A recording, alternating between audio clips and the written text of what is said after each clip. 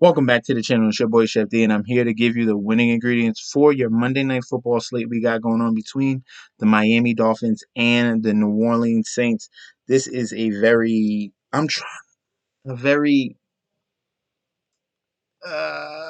no, this is not an intriguing game.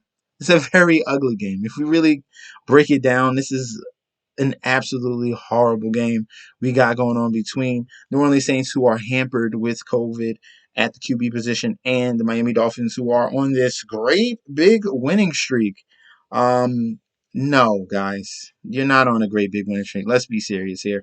But before I deep dive into this shithole, don't forget to like, comment, and subscribe to the channel. Follow me on Instagram and Twitter at MessageSD, and also sign up for the Patreon.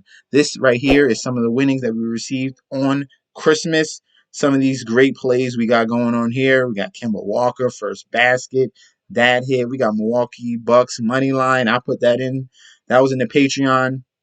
I took advantage of Adams TD and Packers win. Thank you, Pat McAfee, on that one. I put the Colts as one of the picks in the Patreon as well. That came through.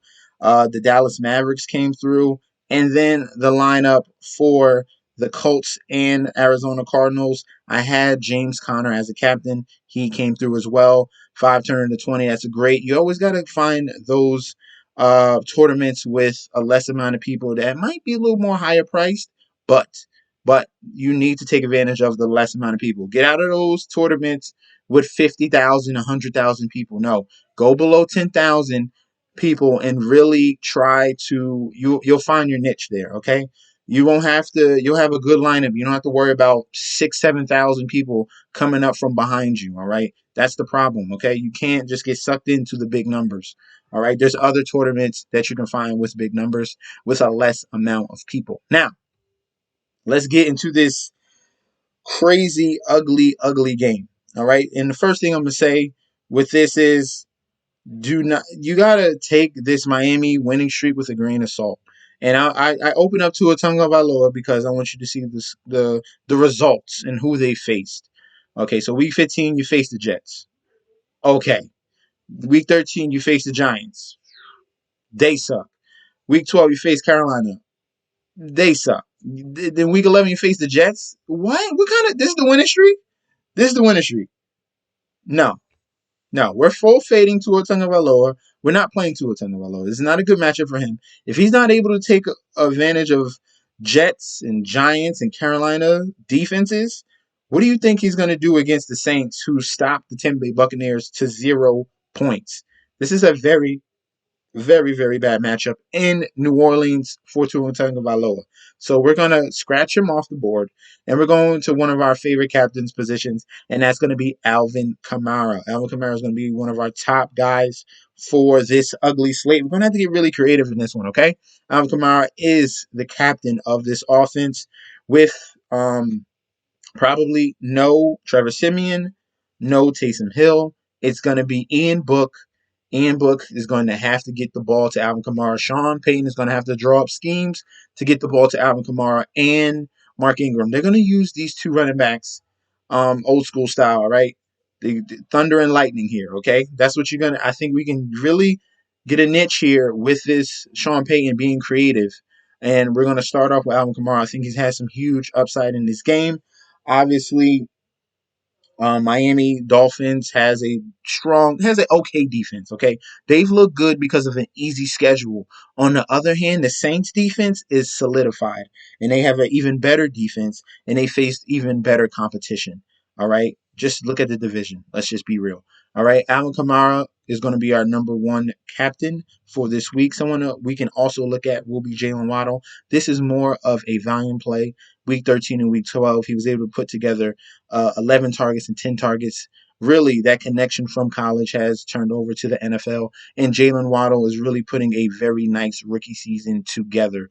Very impressive from Jaylen Waddle, the rookie. He's going to be one of the captain options we'll look at from the Miami side. Even though I'm kind of leaning towards the Saints, Let's continue going down. Not really looking at Devontae Parker because he's probably going to have to see Marcus Lattimore, and that's not a good matchup at all. That's not a good matchup for you.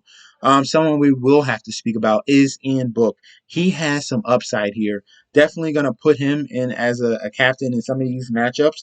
I might probably have like three to four lineups. And Ian Book is going to be one of the captains because he has that rushing upside, similar to Taysom Hill. In college with the Notre Dame, Ian Book has had very good rushing games in that whole collective year that he had right before coming to the NFL. In those 12 games, he had 9 of 16. Oh, wait, here we go. I read it wrong. Compiling 485 yards and 9 touchdowns on the ground in 12 games with Notre Dame. Okay, so Ian Book has has the legs, so hopefully they can use him similarly to Taysom Hill. That can be a benefit to them. And let's continue down on the line. If we're looking at one of the wide receivers, you got Marquez Callaway, you got Tre'Quan Smith. If I'm picking out one of the two, Marquez Callaway has been the red zone guy and has been looked at a little bit more than Tre'Quan Smith. Great game against Tampa Bay. 6'9", 112, no touchdown. That came out of nowhere. All right, that really came out of nowhere because he's really been struggling all year long. Taysom Hill somehow put some of these drives together and definitely willed his team to the win. That and the defense definitely willed the Saints to a win in Tampa Bay. So that was very, very shocking. So Marquez Callaway is someone else we can look at. Let's continue on down. If we're looking at the defenses, yes, defenses can go in the captain spot, especially in this late because you got Tua Tagovailoa, who's a turnover machine, has faced no competition.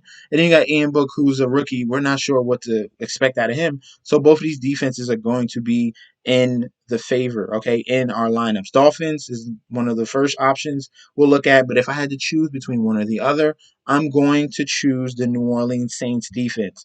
We're going to boost up the Saints defense in the captain spot as well because they face real competition, all right? They face Dallas. They face Tampa Bay and beat Tampa Bay. They face Philly. They face Tennessee. They face Tampa Bay again. They face real teams here, real teams, not the Giants and the Jets and the Panthers. No, the Saints have faced better competition and held those offenses to minimal gains. Okay, so I love the Saints defense. Let's take out the Dolphins defense. Let's put in the Saints defense at 3,800. They're gonna be an option at that captain spot as well. So these are some of my favorite captains right here. Let's continue on. Let's find the tier 2, tier 3 guys we can fill out in the rest of our lineups. All right. Yet again, we're going to have to be very, very creative in this one because it's going to be weird and wacky. All right. Myles Gaskins is supposed to be the number one running back. I don't know if it's going to be him. I don't know if it's going to be Duke Johnson. I don't know what they're doing. Okay. So Myles Gaskins was the top 5 fantasy running back just because of consistency. Because of consistency, he's getting work and rushing, receiving, but they still won't feed him. They still won't feed Myles Gaskins. Myles Gaskins only had 5 fantasy points last game. And then what they do, they play Duke Johnson. Duke Johnson had an absolutely huge game against the Jets, 22 for 107 and 2 TDs. I guess they're going to play him over Myles Gaskins. He can be a flex option that we can look at. I can't trust Myles Gaskins because what just happened. So you're really in a cluster right here. I can't say the other word, but we're really in a cluster. Someone else we can look at will be Mike Gesicki. He's second in line right behind Jaylen Waddle. That's getting a lot of targets. 5 for 8 for 43 against the Jets. 7 for 11 and 46 against the Giants. Hasn't gotten in the end zone since week 7. Not saying that's going to turn around this game, but we're looking at someone that's going to get some volume. Mike Gesicki can definitely be that guy for you. Okay? Let's continue going down. All right? Look at that. You got the C19 on Trevor Siemian. We're going to have to play Ian Book. We're going to have to play Ian Book. Ian Book I believe, already spoke about. He's going to be one of our captain spots. Keep him. Don't forget about him. All right. Don't forget about him on the other side. Let's continue down and see if we can find some more value for guys. There should be plenty of value here. Mark Ingram is going to be the other one. With the limitation of Ian Book, obviously they're probably going to do a lot of end arounds and a lot of jet sweeps, getting the wide receivers involved in motion and using their other running back, Mark Ingram.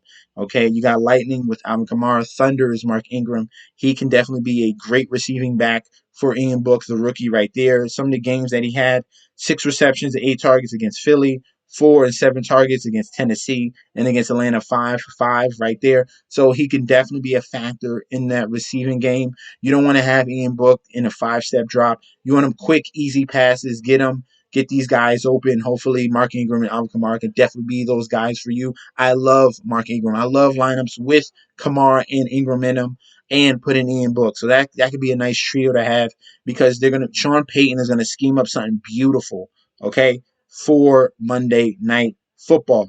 All right, we got defenses in there. Also, you can't forget about kickers. You got Saunders and you got Brett Meyer, okay? Home kicker here in Brett Meyer, Jason Sanders, has been pretty solid all year long. Definitely someone we can factor in. I didn't even know they had Phillip Lindsay. Was he getting carries? No. So he was a full participant in practice. Well, we don't know. Now they got Phillip Lindsay too. So you got Gaskins, Phillip Lindsay, Duke Johnson. You can't really trust the running back on Miami side. But if I had to choose one, I would choose Duke because he is currently the hot hand. If we're looking at some other secondary options in this offense, Isaiah Ford has the speed ability. Maybe he gets open in a couple screens. He's at 2,800. That can be something intriguing to see.